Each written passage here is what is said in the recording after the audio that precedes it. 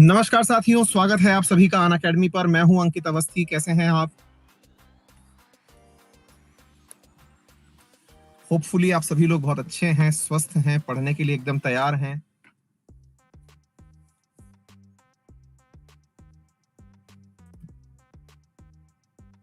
सब लोग बढ़िया?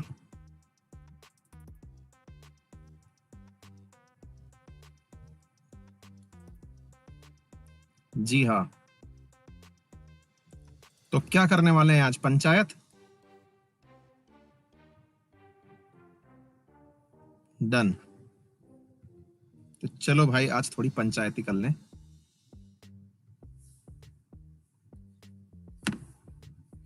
लेकिन पंचायती से पहले एक रिचुअल जो हमें फॉलो करना होता है, जिसके थ्रू आपको ये पता चलता है क्या रेफरल कोड है, क्या कुछ करना है ना? हाँ। तो सबसे पहली और जरूरी बात, रेफरल कोड से संबंधित कर लेते हैं। मेरा रेफरल कोड है अंकित 10। और कल के लिए एक चीज आप लोगों को याद रख लेनी है, शेड्यूल में कल बटेगा पैसा। अन अकेडमी वालों के पास थोड़ा ज्यादा आ गया है, सोच रहे हैं कि थोड़ा जनता में बांट दें, है ना? तो कल याद रख लेना, सुबह 10 बजे बटेगा। नहीं नहीं, 10 तो मैं फ्री वाला में बांटूंगा। 11 बजे बटेगा और 12 बजे बटेगा। 11 बजे रखा है 4 करोड़ बांटने का सिस्टम, ठीक है? और भैया 12 बजे जो है वो 1 करोड़ बचेगा, ठीक है? 4 करोड़ जब बटेगा तो पढ़ाई आपको यूपीएससी लेवल की करनी होगी। और ये फ्री का टेस्ट है, जिसके अंदर फीस अंकित 10 लगेगी, ठीक है? दूसरा, जब 12 बजे वाला होगा तो 12 बजे आपको पढ़ाई एसएससी लेवल की करनी होगी और इसका टेस्ट देना होगा। जो भी विनर होगा उसको 4 करोड़ वाले क्लब में शामिल होने का मौका मिलेगा 11 बजे, और 12 बजे मौका मिलेगा 1 करोड़ वाले क्लब में शामिल होने का। पहली बात तो ये जान लो, इनका नाम क्या है? कॉम्बैट। क्या नाम है? कॉम्बैट। तो कॉम्बैट टेस्ट देने के लिए सभी लोग एकदम कमर कस लो, पानी वानी पी के बढ़िया से सोना, ठीक है? दूसरी चीज अब सुन लो आप। एक चीज है जो रोजाना बट रही है, और वो बांट रहे हैं अंकित अवस्थी।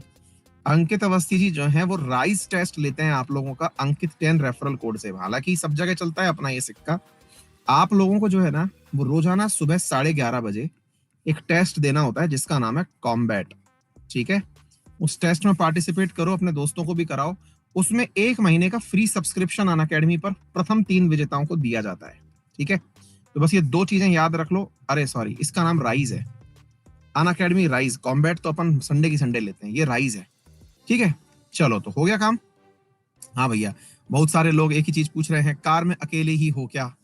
हाँ, अकेले ही हूँ। क्या मतलब परिवार लेके क्लास लें? हाँ भाई। हाँ, अभी घर जा रहे थे तो रास्ते में थे, हमने सोचा कि चलिए रास्ते में से क्लास तो ले ली जाए। ठीक है, चलो बेटा शुरू करें। पहला सवाल आपकी स्क्रीन पर आप लोगों को दिखाई दे रहा है। पहला क्लास क्या है? पहला सवाल क्या है? भारत के संविधान के भाग 9 में पंचायतों से संबंधित उपबंध हैं, ठीक है? दूसरा, उसे संविधान के अंदर 73वें संविधान संशोधन अधिनियम 1992 के द्वारा अंतः स्थापित किया गया था। यानी कि इसे कब इंट्रोड्यूस किया गया था, यह आपसे पूछा जा रहा है कि क्या यह 1992 में इंट्रोड्यूस किया गया था? 73rd कॉन्स्टिट्यूशनल अमेंडमेंट, पहला बात। दूसरा पूछा जा रहा है, भारत के संविधान के भाग 9A में नगर पालिकाओं से संबंधित उपबंध हैं, जिसके अनुसार अनुच्छेद 243A प्रत्येक राज्य के लिए 2 प्रकार की नगर पालिकाएं हो सकती हैं। उनमें से एक का नाम नगर परिषद और एक का नाम नगर निगम होगा। ऐसा कुछ है क्या? मतलब ये तो देख के ही लग रहा है कि ये तो मतलब खामोखा ही सवाल बना दिया गया है। बताइए साथियों, कौन सा कथन यहाँ पर सही है? आपके सामने ऑप्शंस एक्टिवेट किए जा रहे हैं, जल्दी से आंसर करिए और इसके अंदर full out of full score करिए।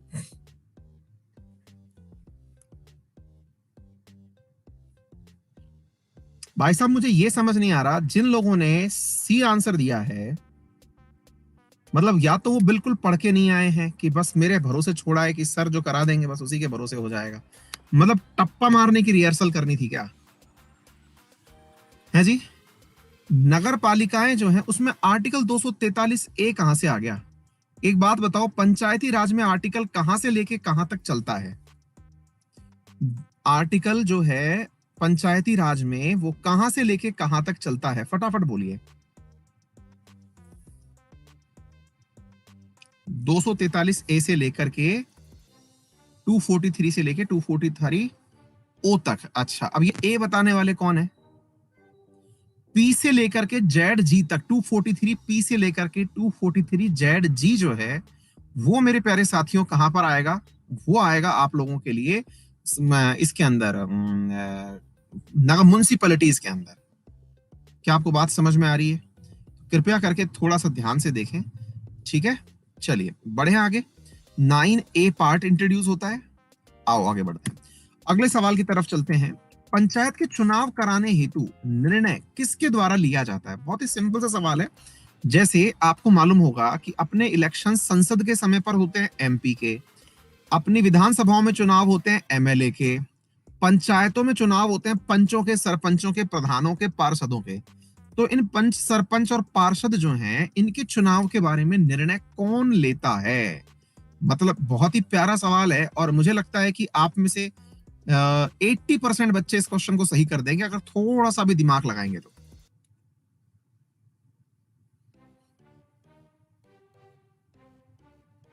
भाई साहब, मेरी ज्यादा एक्सपेक्टेशंस ज्यादा रह गई आप लोगों से। 60% ही कर पाए, 20% ने मेरे साथ जो है मामला गड़बड़ा दिया। राज्य सरकार, स्टेट गवर्नमेंट जो है मेरे प्यारे साथियों, वो निर्णय लेती है कि पंचायतों के चुनाव कब करवाने हैं। यही निर्णय लेती है कि पंचायतों को अधिकार कौन से देने हैं। समझ में आया? चुनाव आयोग तो बेटा कंडक्ट करवाने वाली बॉडी है, इलेक्शन कंडक्ट करवाने वाली बॉडी कौन है? तो वो है मेरे प्यारे साथियों चुनाव आयोग। निर्णय कौन करना है कि इलेक्शन होंगे कि नहीं, ये राज्य सरकार करती है। हाँ भाई, मैं यहाँ लिख करके लगा दूं, पिन कर दूं कमेंट बॉक्स के अंदर कि हाँ मैं गाड़ी में से क्लास ले रहा हूँ। मतलब सभी विद्यार्थी जो हैं वो इसी सवाल को बार बार पूछ रहे हैं। मैं एक कमेंट में यहाँ पर लगा दूं कि जी हाँ मैं गाड़ी में से क्लास ले रहा हूँ। हाँ, कालीन भैया वाली गाड़ी में से, हाँ ठीक है। चलिए बढ़ते हैं आगे, अगले सवाल की तरफ चलते हैं।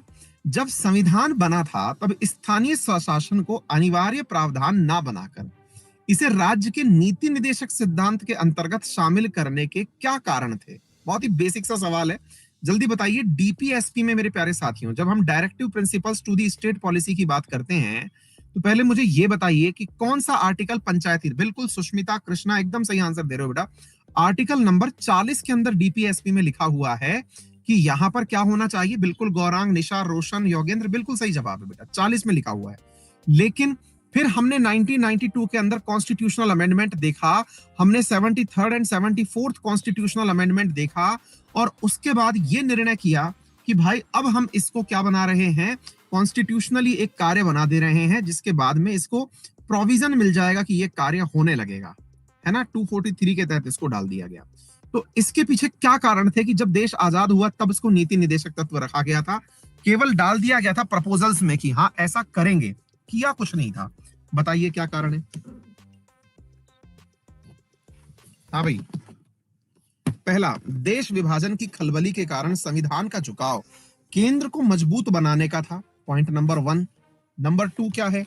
नंबर 2 है कि नेहरू खुद अति स्थानीयता को राष्ट्र की एकता और अखंडता के लिए खतरा मानते थे। अति स्थानीयता का मतलब होता है कि लोकल गवर्नमेंट जो है वो बहुत ज्यादा एक्टिवेट अगर हो गई तो वो जो है वो अपने आप में एक प्रकार का खतरा हो जाएगी, ठीक है। तीसरा, डॉक्टर बी.आर. अंबेडकर ग्रामीण भारत के बड़े स्तर पर विद्यमान जाति व्यवस्था की नकारात्मक प्रवृत्ति के कारण स्थानीय शासन के निकायों को आपत्तिजनक मानते थे। और फोर्थ, महात्मा गांधी स्थानीय शासन के समर्थक नहीं थे। क्या आपका कौन सा ऑप्शन यहाँ पर सही है, ये आपसे पूछा जा रहा है, बताइए। बहुत बढ़िया सवाल है ये। मतलब एक पॉइंट तो ऐसा है जिसको आप आंख मूंद के कह सकते हो कि यार ये तो कभी नहीं हो सकता।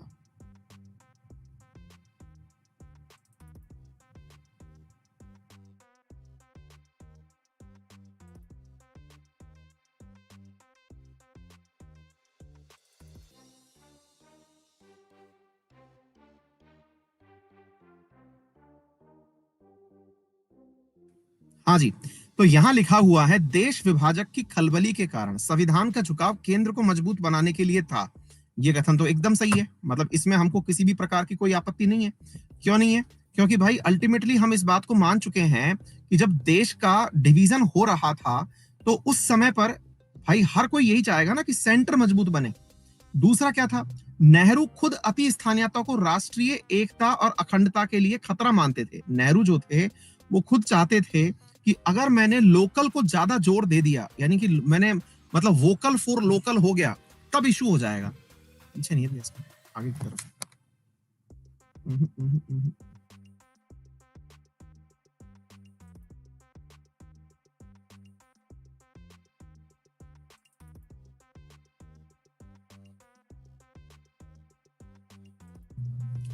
ठीक है, तीसरा क्या है फिर मेरे प्यारे साथियों, बी आर अंबेडकर ग्रामीण भारत में बड़े स्तर पर विद्यमान जाति व्यवस्था की नकारात्मक प्रवृत्ति के कारण स्थानीय शासन के निकायों को आपत्तिजनक मानते थे। अब इसका क्या मीनिंग है, होता क्या था मेरे प्यारे साथियों कि जब हम बात करते हैं ग्रामीण भारत के अंदर तो बहुत बड़े लेवल पर मेरे प्यारे साथियों छुआछूत हुआ करती थी भारत में।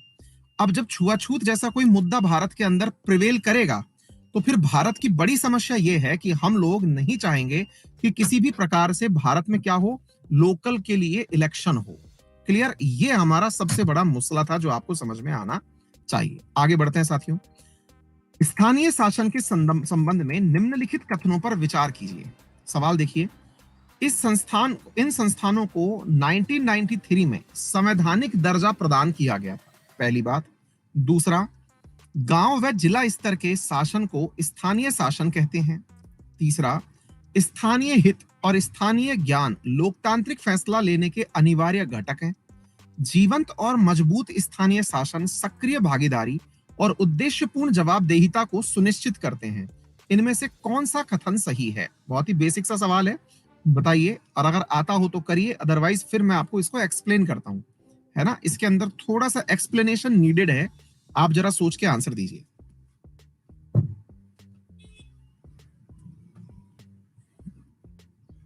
बिल्कुल,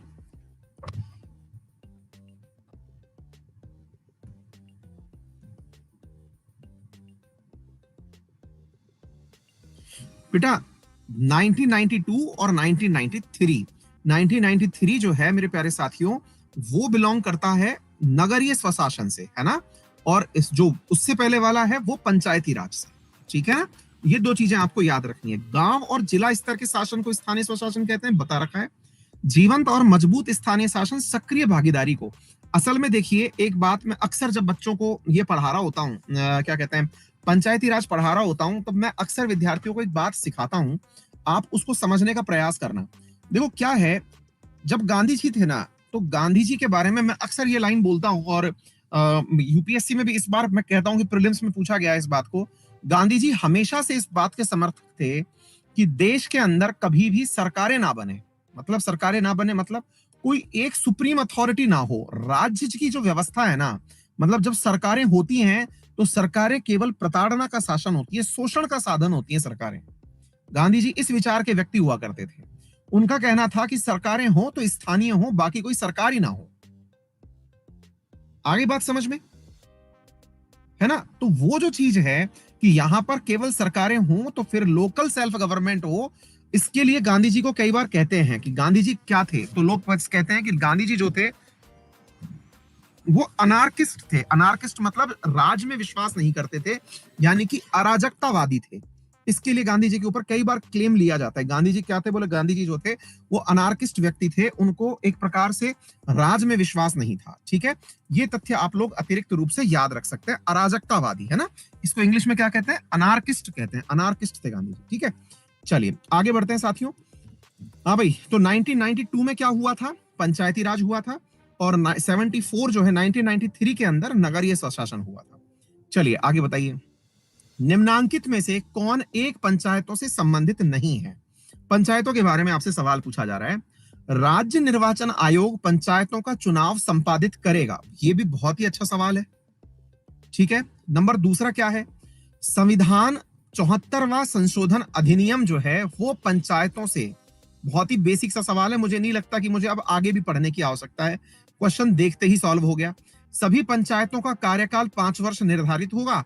एक पंचायत के भंग होने के 6 महीने के अंदर नया चुनाव करवाया जाएगा। तो मुझे नहीं लगता कि अब इसको एक्टिवेट करने की भी आवश्यकता है, कहीं तो देख के ही कर चुके हैं कि इसमें क्या होगा, है ना? ये तो बहुत ही आसान तरीके से हो गया भाई साहब, फिर भी जो है 20% लोगों को पता ही नहीं चला कि क्या हो गया।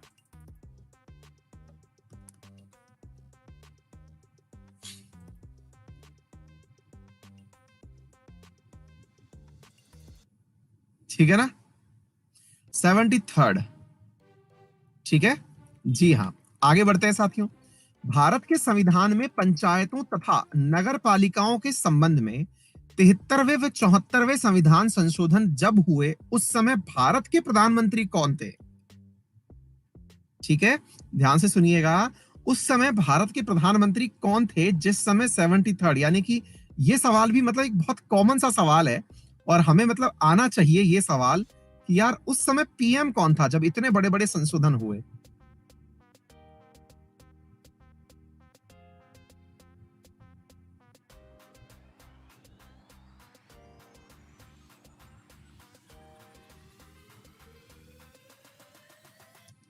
है ना?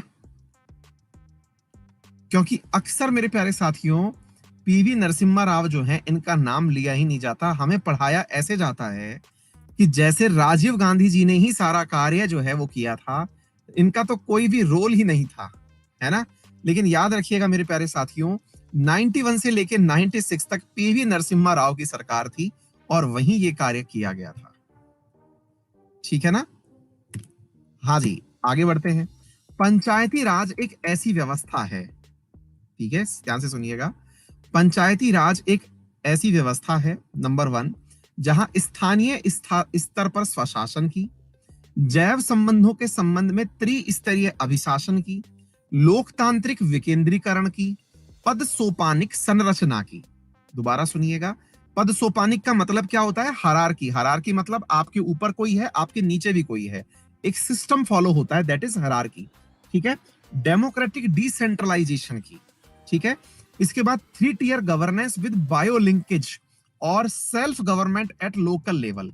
बताइए कौन सा कथन यहां पर सही है? हालांकि हर कथन यहां पर आपस में एक दूसरे से जुड़ा हुआ लग रहा है, लेकिन बताइएगा पंचायती राज सिस्टम के अंदर क्या चीज है?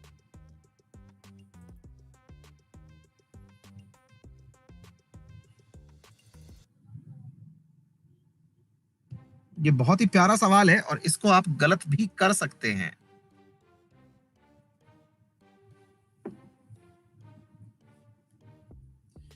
हिरार्की का मतलब होता है जैसे कि ऊपर की तरफ कर्नल साहब हैं, नीचे मेजर साहब हैं, उनसे नीचे कैप्टन साहब हैं, कैप्टन साहब के नीचे जो है वो लेफ्टिनेंट साहब है। ये हिरार्की होती है ना?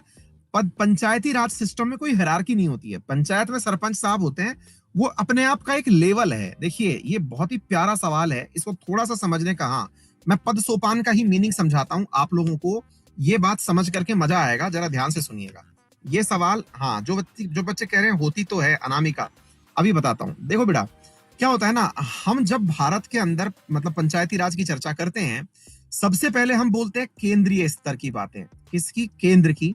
फिर दूसरे नंबर पर बोलते हैं हम राज्य, तीसरे नंबर पर हम बोलते हैं स्थानीय स्वशासन, स्वशासन, स्थानीय स्वशासन।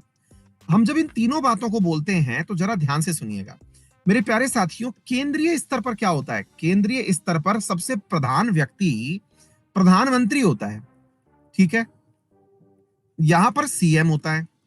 स्थानीय स्वशासन में जो लेवल है त्रिस्तरीय है, अगर मतलब यहां पर अगर हमने पकड़ लिया नगरीय स्तर हो गया, ग्राम स्तर हो गया, नगर स्तर हो गया, जिला स्तर हो गया, तो इनका भी जो प्रधान है, जैसे मान लीजिए मैंने गांव का उदाहरण लिया तो वो सरपंच है। तो अब सरपंच का मतलब ये नहीं है कि वो सीएम का सबऑर्डिनेट आदमी है, यानी सीएम साहब के नीचे काम करता है, ऐसा नहीं होता है। वो सीएम साहब के नीचे काम नहीं कर रहा है, वो अपने क्षेत्र का राजा आदमी है, उसको यहां के लिए चुना गया, वो यहीं का राजा है। तुम्हारे पास क्षेत्र बड़ा हो सकता है, मैं इस छोटे क्षेत्र का राजा हूं। समझ में आ रही है? अगर अच्छा, अब आप पूछेंगे फिर हिरार्की का मतलब क्या होता है? अभी मैं बताता हूं भाई साहब। कर्नल साहब जो हैं, कर्नल साहब के नीचे जो हैं वो मेजर साहब हैं, मेजर साहब के नीचे कैप्टन साहब हैं, ये हिरार्की है। इनसे नीचे लेफ्टिनेंट है, ये हिरार्की है, यानी कि पद के अनुसार क्रम हो तो हिरार्की कहलाता है। ठीक है, चलो कोई बात नहीं, आगे देखते हैं। निम्नलिखित कथनों पर विचार कीजिए। क्या कथन लिखे हुए हैं इन कथनों पर? स्थानीय शासन के निर्वाचित निकाय सन 1892 के बाद अस्तित्व में आए थे। उस वक्त लॉर्ड रिपन भारत के वायसराय हुआ करते थे। हायरार्की है ना, आर्मी में हायरार्की है, क्यों नहीं? उस समय कौन हुआ करते थे? तो लॉर्ड रिपन जो है वो भारत के वायसराय हुआ करते थे। नंबर एक, महात्मा गांधी आर्थिक एवं सामाजिक सत्ता के विकेंद्रीकरण के समर्थक थे। विकेंद्रीकरण का मतलब क्या होता है? कि सारी की सारी जो पावर है वो किसी एक व्यक्ति के पास ना हो, वो डिसॉल्व होकर के कार्य करे, है ना? तो कौन सा कथन यहां पर ट्रू है? Which statement is correct?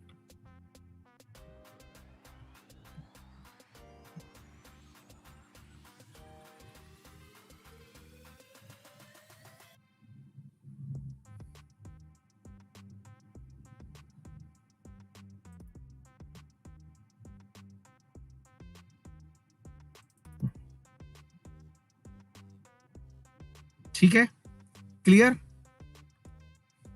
हाँ भाई, आगे बढ़ते हैं साथियों अगले प्रश्न की तरफ। पंचायती राज के विकास के संदर्भ में निम्नलिखित समितियों के गठन को कालक्रम के अनुसार व्यवस्थित करिए, यानी कि इनको टाइम टेबल के हिसाब से व्यवस्थित करिए। अशोक मेहता समिति, बलवंत राय मेहता समिति, एलएम सिंघवी समिति और जीवी के राव समिति। अब ये एक फैक्चुअल डेटा क्वेश्चन है, इनमें से सबसे पहली कौन सी समिति बनी थी, इस क्रम में इनको व्यवस्थित करना है। बताइए साथियों, अच्छी सच सबसे अच्छा सवाल है ये। इसमें मैं एक सहायता कर सकता हूं आपकी। सबसे पहली बलवंत राय मेहता है, उसके बाद आप लोग लगा लीजिएगा। मतलब एक तरीके से मैंने आपकी इतनी मदद कर दी, हालांकि मुझे करनी तो बिल्कुल भी नहीं चाहिए थी, लेकिन फिर भी आदत से लाचार।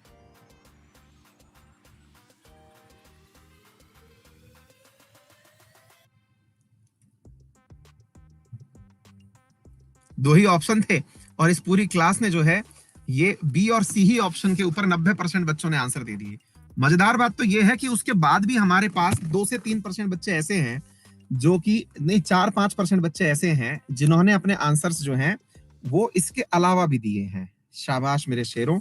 मतलब ये वो लोग हैं जो कि अनअकैडमी के इस फीचर को चेक करने आए होते हैं कि पोल में बाकी बटन भी काम करते हैं कि नहीं करते हैं, है ना? शाबाश, बहुत सही है भाई साहब। कैसे कर लेते हैं आप लोग इतना तूफानी कार्य?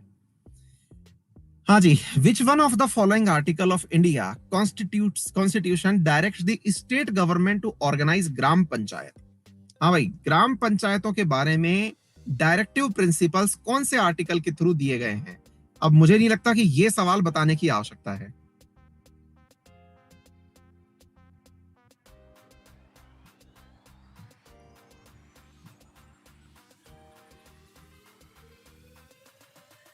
मैं कह तो रहा हूं, मुझे हर 5 मिनट में एक सवाल आ रहा है, सर आज गाड़ी से क्लास क्यों ले रहे हो? मैं पिन करके लिख देता हूं।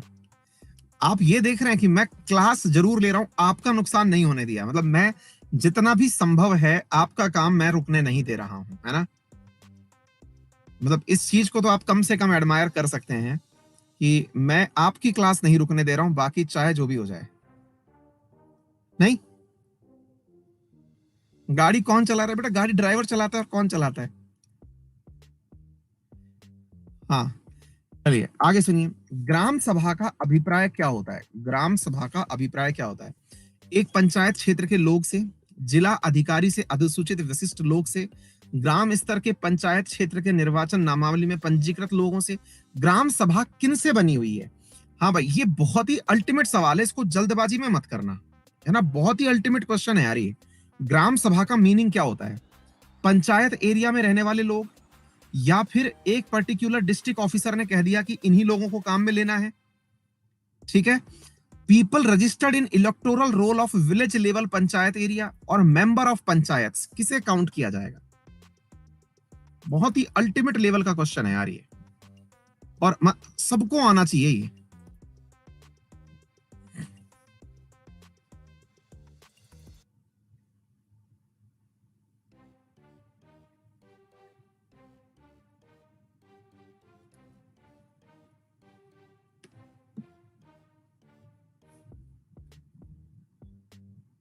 ठीक है ना? जिनको नहीं आया याद कर लेना।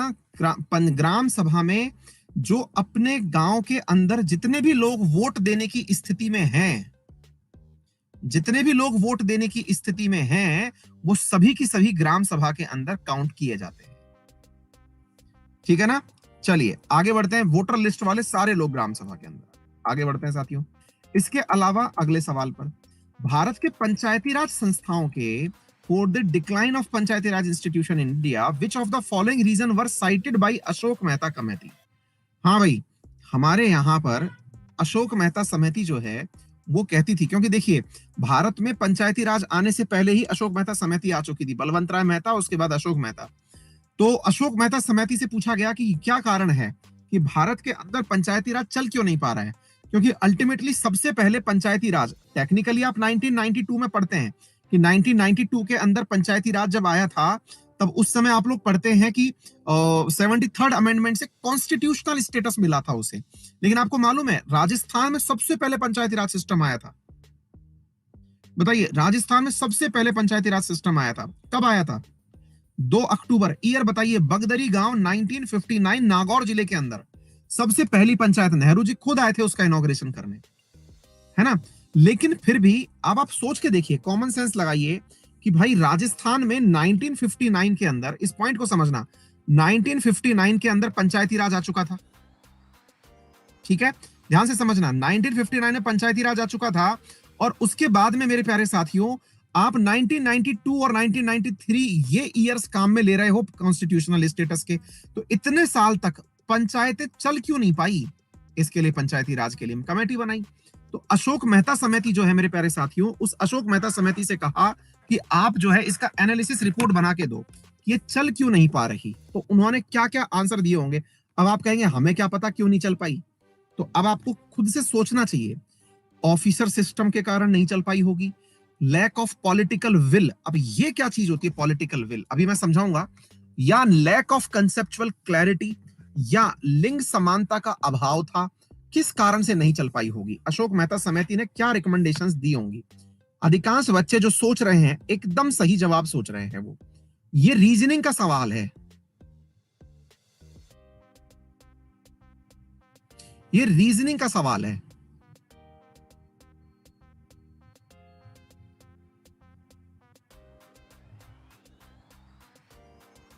फोर्टी 47% बच्चों की ये चीज चल भी रही है, रीजनिंग काम भी कर रही है। 45% बच्चों की करी, मतलब इसमें कंसेप्ट नहीं था, इसमें केवल रीजनिंग थी, सिंपल। भाई देखो, आपको पॉलिटिकल विल की बात बताऊं मैं, यार आप नहीं चाहोगे ना, आज अगर आप देखिए, एक बात बताइए, पंचायती राज स्तर पर अगर आपको पंचायती राज स्तर डेवलप करना है ना, तो सबसे पहली चीज आपको क्या करनी होती है, पंचायतों को अधिकार देने पड़ते हैं। कैसे अधिकार? अब पंचायतों को अधिकार है कि वो अपने यहाँ की सड़कें खुद बनवा सकते हैं, अपने यहाँ के नल नाली पानी इन तीनों की व्यवस्था खुद कर सकते हैं।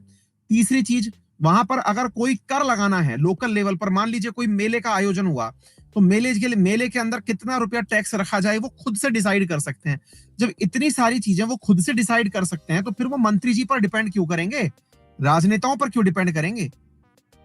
तो ऐसी स्थिति में जो मेजर पॉलिटिकल पार्टी होती हैं, वो चाहती नहीं है, क्या नहीं चाहती, कि यार पॉलिटिकल सिस्टम डेवलप किया जाए स्थानीय स्तर पर। फिर वो क्या करते हैं, वो भाई उनको हटा देते हैं कि यार इनको मत करवाइए। आ गई बात समझ में? तो ये बहुत ही इंपॉर्टेंट बात है। कंसेप्चुअल क्लैरिटी का क्या मीनिंग है? कंसेप्चुअल क्लैरिटी का मतलब ये है कि भाई उनको पता ही नहीं बेचारे ग्रामीणों को, यार हमको भी इतनी पावर मिल जाएंगी कि हम अपना शासन चलाएंगे। उनको खुद से ही कंफर्म नहीं है, हमें भी इतनी पावर मिल जाएगी कि हम खुद से चलाएंगे। ठीक है, क्लियर? चलो आगे बढ़ते हैं अगले सवाल की तरफ। पंचायती Raj is organized as a unit of self government under, अब ये इतना सवाल सिंपल है, तो अब मैं आपसे पूछूं भी नहीं भी पूछूं फिर भी देखना, मतलब इतनी बार आए हुए क्वेश्चन को भी 60 से 70% लोग ही सही करेंगे।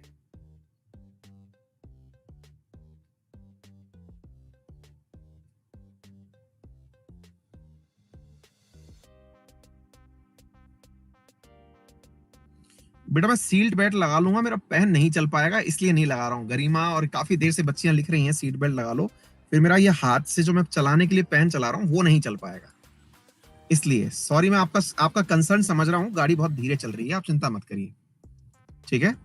और जरूरत पड़ेगी कहीं ऐसा कुछ ज्यादा ट्रैफिक भी होगा तो फिर गाड़ी रोक लेंगे, चिंता मत करिए आप। ठीक है, हाँ जी। आगे बढ़ते हैं मेरे प्यारे साथियों। मनरेगा कार्यक्रम निम्नलिखित में से भारतीय संविधान के किस अनुच्छेद को लागू करने के लिए लाया गया था? हाँ जी, मनरेगा कार्यक्रम जो है वो कौन से अनुच्छेद को लागू करने के लिए लाया गया था, ये आपसे पूछा जा रहा है।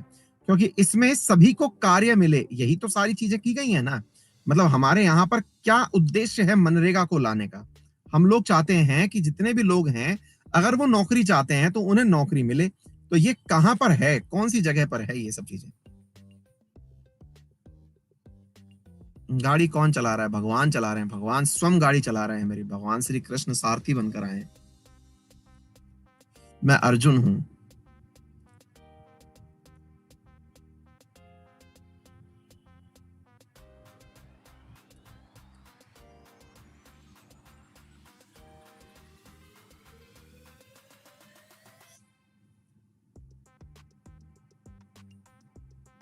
क्लियर?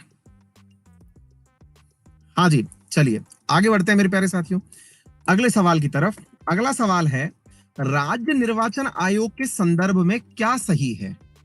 दोबारा सुनिए, राज्य निर्वाचन आयोग के संदर्भ में क्या सही है? सवाल देखिए, संविधान के अनुच्छेद 243 के में पंचायतों के लिए राज्य निर्वाचन आयोग के गठन का उपबंध किया गया है। 243 के तहत पंचायतों के गठन का प्रावधान किया गया है। नंबर दूसरा, राज्य निर्वाचन आयुक्त की नियुक्ति राज्यपाल की अनुशंसा पर राष्ट्रपति द्वारा की जाती है। नंबर तीसरा, राज्य निर्वाचन आयुक्त को उन्हीं आधारों और उसी प्रक्रिया से हटाया जा सकता है जिस प्रकार उच्च न्यायालय के न्यायाधीश को हटाया जा सकता है। बहुत ही बढ़िया सवाल है, जल्दी से बताइएगा कौन सा कथन यहां पर पूछा गया है कि with respect to election commission सही है?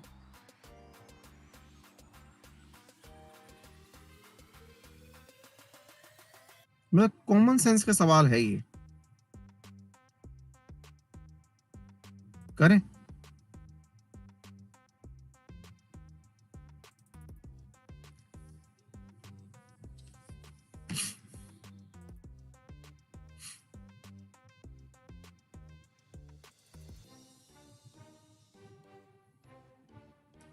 अब पता है आप लोगों में से जो लोग गलत किए इस चीज को, वो क्यों गलत किए?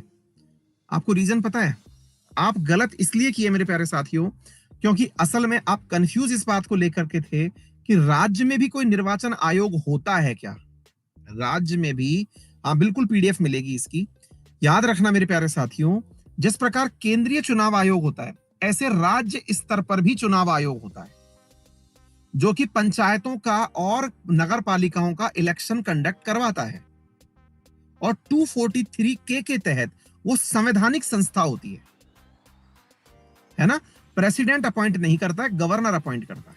ठीक है, बलवंतराय मेहता समिति की प्रजातांत्रिक विकेंद्रीकरण की सिफारिश के अनुसार जिला, ब्लॉक और ग्राम स्तरों पर त्रिस्तरीय त्रिस्तरीय मेरे प्यारे साथियों विकेंद्रीकरण की परिभाषा की गई है। इसके अंदर पढ़िएगा क्या लिखा हुआ है। बलवंतराय मेहता समिति की प्रजातांत्रिक विकेंद्रीकरण की सिफारिश के अनुसार 3 level democratic Panchayati Raj institution were to be formed at district, block and village level. Number 1। Number 2, 2 tier Panchayati Raj institutions were to be formed only at the district and division level. The formation of district parishad was proposed only at the district level. कौन सा कथन यहां पर सही है? हाँ जी, बताएं मेरे प्यारे साथियों कौन सा कथन यहां पर सही है? आपसे यह सवाल पूछा जा रहा है, बताइए। बलवंत राय मेहता समिति किस चीज को प्रमोट कर रही थी?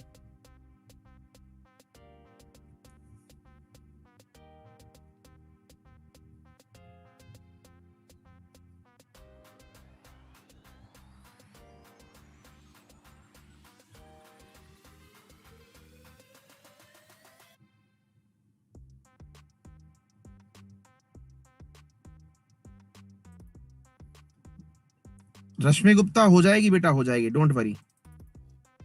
नेक्स्ट नेक्स्ट क्वेश्चन पूछा जा रहा है, which of the following topic are included in 11th schedule? हाँ जी, 11th शेड्यूल के अंदर कौन कौन से विषय लिखे हुए हैं 11वीं अनुसूची के अंदर?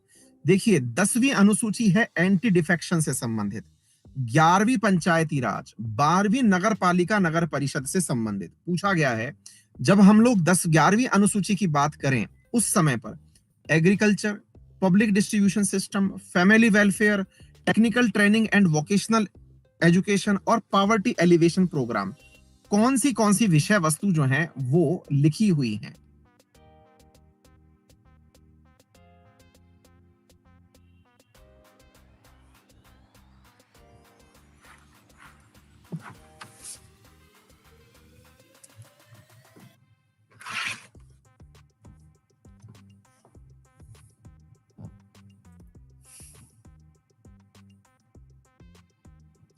सभी सही हैं।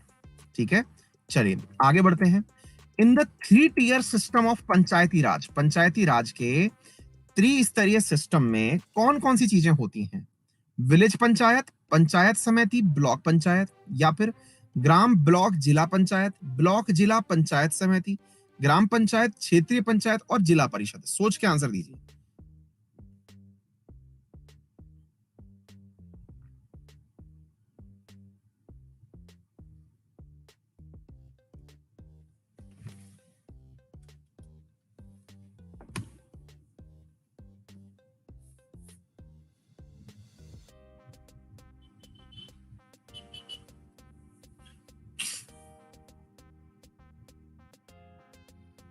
क्लियर?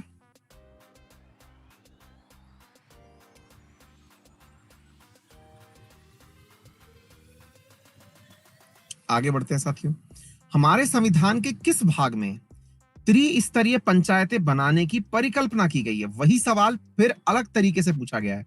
कौन सा पार्ट है हमारा मतलब कॉन्स्टिट्यूशन का जहां पर 3 स्तरीय पंचायत, यानी कि आपसे एक ही सवाल को जिसमें आप 243 नंबर आर्टिकल पढ़ रहे हैं उसको पार्ट में पूछा गया है। संविधान के कौन से पार्ट में है? जैसे पार्ट 9A जो है वो म्युनिसिपैलिटी के लिए है। अरे यार कोई सुन ही नहीं रहा है। पार्ट 11 लगा दिया। पार्ट 11 वाले कम और नहीं है। मैं हिंट भी दे रहा हूं पर सुनने से पहले टिका दिया आंसर। मैं बोल रहा हूं कि पार्ट 9A म्युनिसिपैलिटी के अंदर है। हद करते हो यार आप लोग।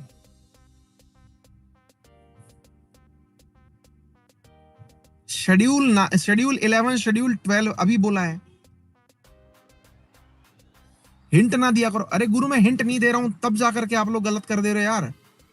सुन ही नहीं रहे हो। मतलब इतना शेड्यूल 11 शेड्यूल छोड़ो, मैं क्या ही बोलूं, छोड़ो। हाँ भाई, इसको मैच दी कॉलम में करिए। इन समितियों को मैच करिए कौन कौन से समय पे आई थी। पीके थुंगन समिति, अशोक मेहता समिति, बीआर मेहता समिति, एलएम सिंघवी समिति। ईयर के हिसाब से मैच करना है। कौन सा यहां पर सही से मैच है ये पूछा गया है।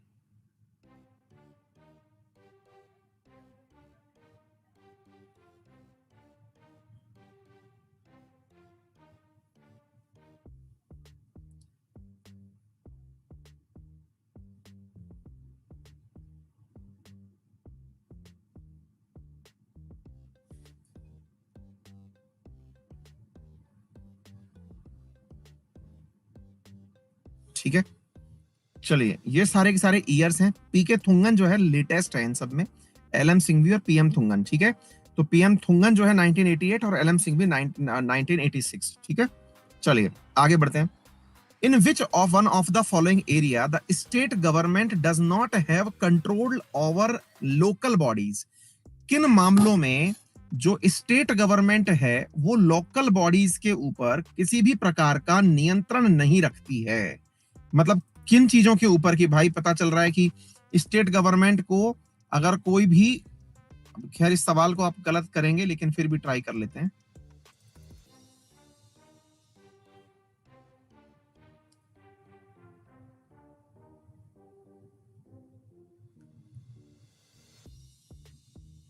अब किसी को पता ही नहीं है इसलिए गलत कर दे रहे हो। पंचायती राज के अंदर नियुक्ति निकलती है सेक्रेटरी लेवल की, पता है किसी को? वीडियो कहते हैं, वीडियो। ब्लॉक डेवलपमेंट ऑफिसर है, विलेज डेवलपमेंट ऑफिसर गांव में होता है। एक वेब सीरीज है अमेजन पर, अगर देखी हो तो, पंचायत नाम से, देखिए उसमें जीतू भैया जिस पोस्ट पर बैठ के जाते हैं, नहीं देखिए तो कोई बात नहीं, वो पोस्ट क्या है, पंचायत सेक्रेटरी की। उस सेक्रेटरी का पद किसका है, स्टेट गवर्नमेंट का, तभी तो कलेक्टर आके उसको हड़का के चला जाता है पंचायत में वो पोस्ट, सीरियल का नाम ही है वो तो है। तो फिर ऐसी स्थिति में एक बात बताइए, पर्सनल यानी कार्मिक, कार्मिकों के मामले में तो, कार्मिकों के मामले में तो मतलब राज्य सरकार ने नियुक्ति करी है। आ गई बात समझ में? लॉ मेकिंग, लॉ किसने बनाया है, राज्य सरकारें तो चुनाव वगैरह का निर्धारण करती हैं। इकोनॉमिक मामले, आपको मालूम है राज्य वित्त आयोग क्या करता है? दो बातें होती हैं, देखिए आर्टिकल 280 जो है ना, वो कहता है केंद्र और राज्य के बीच धन का बंटवारा कैसे होगा।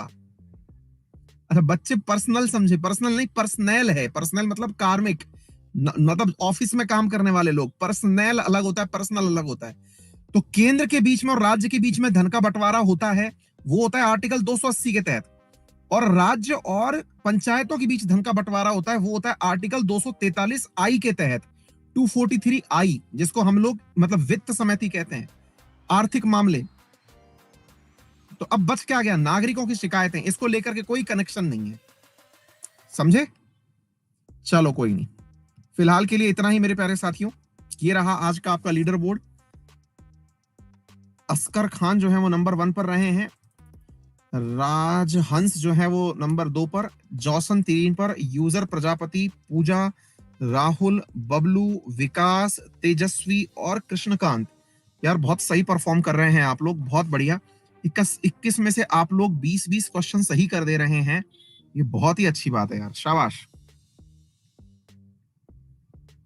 ठीक है, चलिए बहुत बढ़िया, आप सभी का दिन बहुत मंगलमय रहे।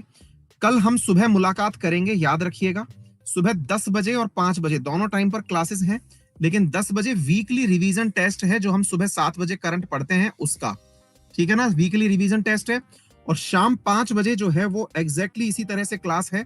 कल का टॉपिक हम कल ही बता देंगे आपको क्या होने वाला है, पॉलिटी का तो नहीं करेंगे, कोई और जर्नलाइज विषय वस्तु उठा लेंगे, ठीक है। बाकी 11 बजे 12 बजे आप याद रखिए, 11 बजे कॉम्बैट, 12 बजे कॉम्बैट, 11 बजे कॉम्बैट अनअकैडमी की वेबसाइट पर ही है, यूपीएससी कैटेगरी में, और 12 बजे एसएससी कैटेगरी के अंदर, दोनों जगह जाकर के अंकित 10 रेफरल कोड से आप क्लास यूज कर लीजिएगा, ठीक है बेटा। चलिए मिलते हैं, ऑल द वेरी बेस्ट, अपना ख्याल रखें, बड़ों का सम्मान करें, और रेफरल कोड अंकित 10 लगा करके कोर्स परचेज करना चाहें तो कर लें, क्योंकि मेरे द्वारा यूपीएससी कैटेगरी के अंदर और एसएससी कैटेगरी दोनों के अंदर क्लास पढ़ाई जा रही है। यूपीएससी कैटेगरी के अंदर मेरा करंट अफेयर्स चल रहा है इंडियन पॉलिटी का लेकर के, और जो एसएससी कैटेगरी है वहां पर भी मेरा क्लास चल रहा है, ठीक है ना, और वो है foundation batch. Thank you so much, कल फिर मुलाकात करते हैं। कल का टॉपिक अभी से डिसाइड करें क्या, पॉलिटी का करना चाहते हो या कोई मोटिवेशन मोटिवेशन करना चाहते हो, कोई और डिस्कशन चाहते हो, बताओ।